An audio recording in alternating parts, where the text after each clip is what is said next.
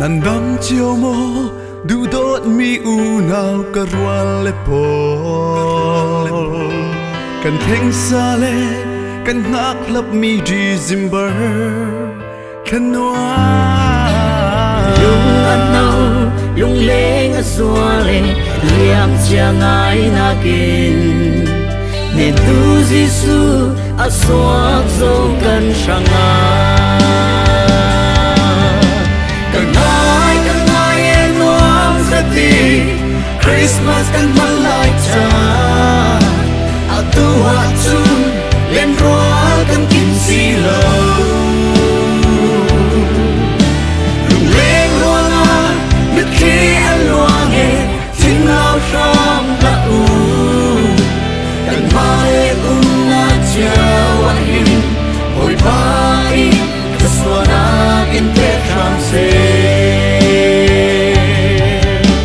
biak in lami hey day alone kan chan kan malai kha atu achun kan kim thei lo lung lên na in kan kha adam sunni kan za te in him le nuam ding in ve chau si nào te mo chau si kan ngai en nuam sati Christmas kan malai cha atu achun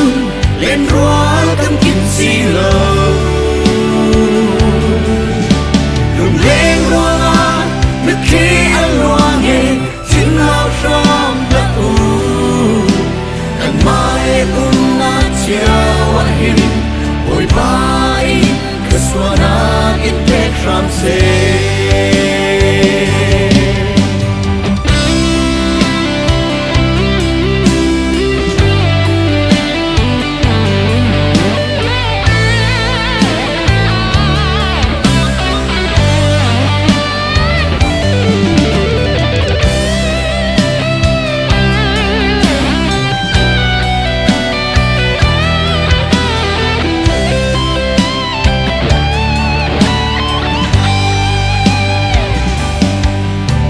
Thiên har mi hoa nan lung oyu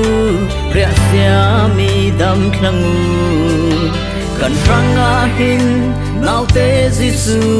a swak zo Bethlehem ma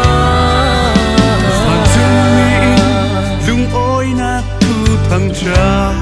an run thang phong chau si sung loi mi Christmas kan ngai en nuam sati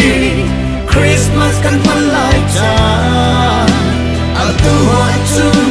gen roa kan kim si lo